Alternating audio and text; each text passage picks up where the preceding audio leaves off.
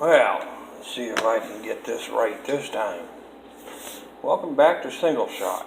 I did a video here just a little bit ago, but for some reason the thing didn't want to download properly. Go figure. So, that being said, we're going to do a little chat on barrels tonight. Uncle Jim, I got your video. Very good video. Very good selection, by the way. Got yourself a good little piece there. Looks nice. And happened across those unfinished stock and fore-end there. That was pretty good too. Your fore-end there in your video, with those holes spaced apart quite a ways, that was originally set up for a rifle barrel, and I'm going to show you here in a few minutes on a few of the differences between the barrels, different stocks, how they're set up, stuff like that. That was a good idea that you have, though. Curious as to how that's going to work out for you. That should have a pretty decent accuracy to it too, Jim. I mean, I've got one just like it. As a matter of fact, let me show you that one first. This is a TC Contender 22 long rifle single shot barrel.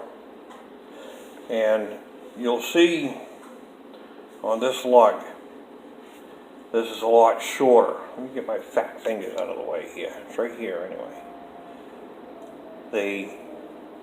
The bottom piece is going to be shorter for your G2 and for your Contender barrels.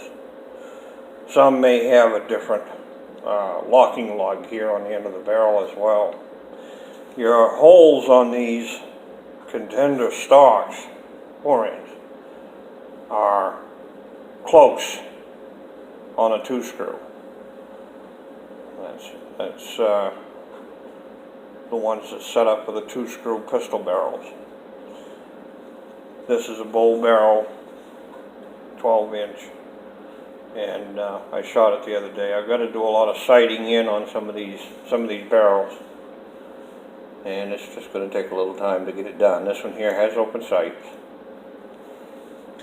This next one is an Encore barrel. Ocean 374, you're going to appreciate this one because it's in 308 Winchester. Originally was a 15-inch barrel. This is one of them that went through the fire. And one of them that was recovered. It was in good shape. I cleaned it up real good and took it over to a friend of mine here that's not too awfully far from me. It's called Trident Armory. And they do have a website. You can have these things Cerakoted. This is Cerakoted in olive drab green. The reason why I like this barrel is because of this muzzle brake. It's got a bi-directional brake on it. You'll see if you notice, if I got it close enough, clear enough, the holes on the back rows, this one and this one, point backwards. The ones on these rows, this one and the one on the very front, point forward. It's a 360-degree area for pressure release. This does screw off. You just don't want to you want to make sure there's nothing around this brake when you fire it, because whatever it is, it's going to be shrapnel. It's going to be flying. So you always want to wear safety glasses shooting anyway, but especially with this type of a custom brake. I'm missing the screw on the mount here. I know where it is, I just haven't found it yet. And on the lug, this is what I was pointing out to on the Contender lug.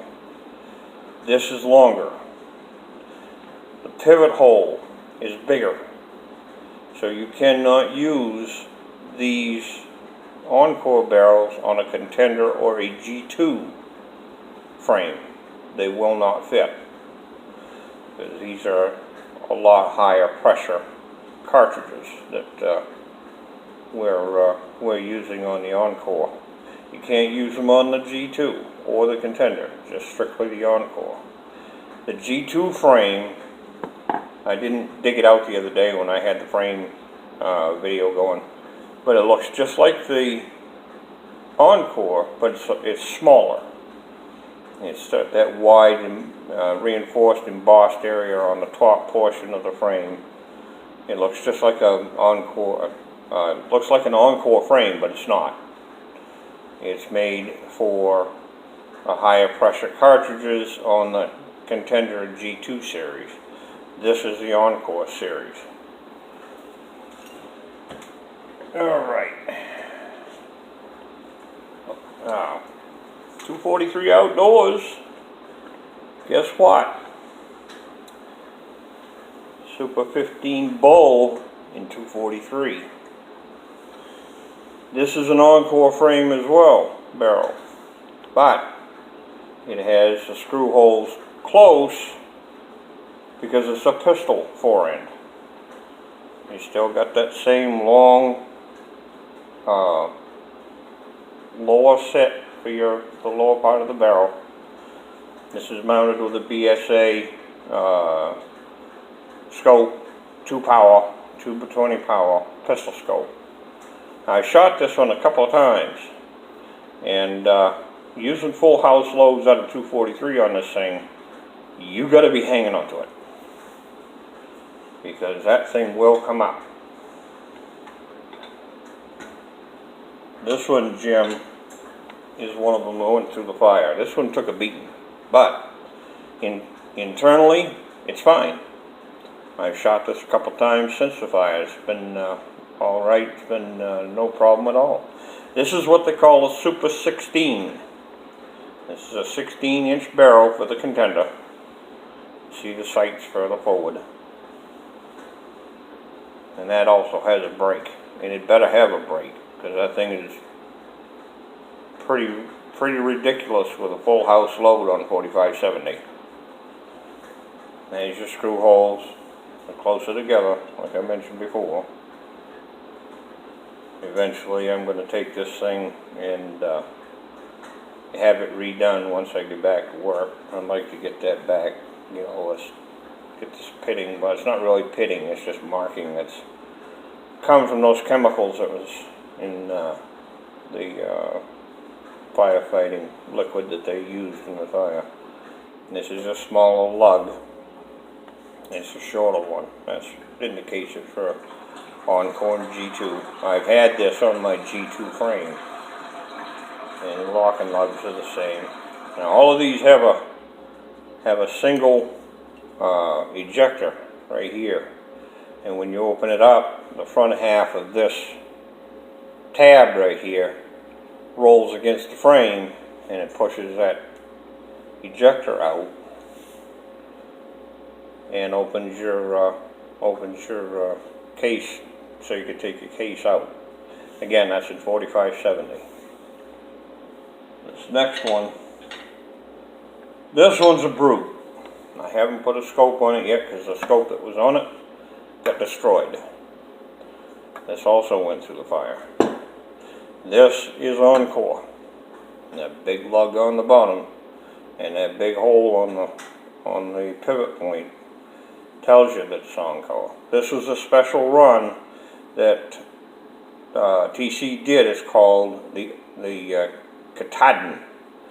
This one happens to be in 500 Smith & Wesson Magnum. They're stainless, they're fluted. That's the front sight hole. I'm not using a scope on this. This is the Hunter series of Katahdin rifle barrels. This thing will get your attention. The first time I fired it, it come up off the bench about 5 inches, and I says, okay, you're not going where you think you're going. So I had to grab it. This barrel is a rifle barrel. We got a little bit of difference on this. This is the TC scope. It's a 3-9. and it's also made for the muzzle loader. This has a composite camo front end.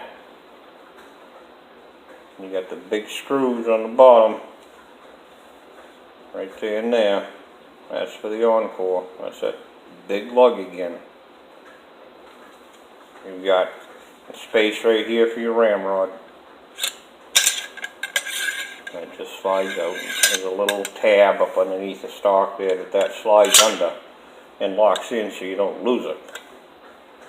But this is the 209 by 50 muzzle loader for the Encore. Now they make muzzle loaders for the Continuer as well, but most usually when you find them, if you can find them, they're in 45 caliber. When I was over the road, I'd save a lot of my change. I would stop into the Rochester, New Hampshire plant where they used to be, and I got quite familiar with those folks. They would build me a custom barrel in just about any caliber that I wanted, in any length and any barrel profile that I wanted. And it comes to this one. This is one of them. This is a Bushnell scope. This is a custom 26-inch Encore barrel with a custom brake. That is TC's brake. That's the one that they make, and when they build these barrels, if you've got 26 inches, you've got 26 inches of barrel. This measures about 1.5 inches, and they machine that right in there so good that it just blends it right in, and it makes it look like it's actually part of the barrel when they finish that muzzle end off. This is chambered in 35 Whelen. It's a sized up 30-06 case, and this one I've shot, and it held 0. Which I was really surprised with this Bushnell scope. So I was pretty impressed with it, to say the least. All I had to do was really give it a good cleaning. And it's got some nicks and a little bit of wear on it. But it's also for the Encore. That's got the big lug along with that big center pivot hole. So this is made specifically for the Encore frame. It's got a few marks on it from being banged around in that safe. We had a heck of a time getting into that safe. I had to get a locksmith to actually get into it, and we had to transport that safe to him to get it done. So it cost me some money, but we recovered what was in the safe, and it was in fair shape. It got hot enough in that thing to melt the scope cover, lens covers, the plastic ones, off of those scopes. And so far, irregardless of the brand, I haven't run across one that has changed POI, or point of impact. The 35 Whelen is on mark, the 209 by 50 is on mark. I got a 300 Winchester Magnum that is on mark. It was a center point. The 500, that was my fault. I messed that scope up. And I've got to go to a different system for mounting the scope on that thing because of the recoil off of that thing. A lot of these things that I'm going to run through the chronograph later on this next year. Get chronograph readings and some custom loadings on these. And you'll have a chance to see these things in action off the bench when I get some better weather here. Right now it's about 20 degrees, and I'm not going to take stuff outside at that point. It's a little bit too cold. So with that, I will say good evening. I hope everybody has a good evening as well as the rest of the week. Be safe, stay warm. Jim, I sent you a message on your last vid. Any of you guys want to give me a call, my phone number's on there, my email is there. So if you want to get in touch with me for any questions or whatever, feel free to grab the phone, give me a call, or drop me an email, and I'll be glad to get back to you just as soon as I can. With that, take care, have a good evening, and I'll catch you on the next one.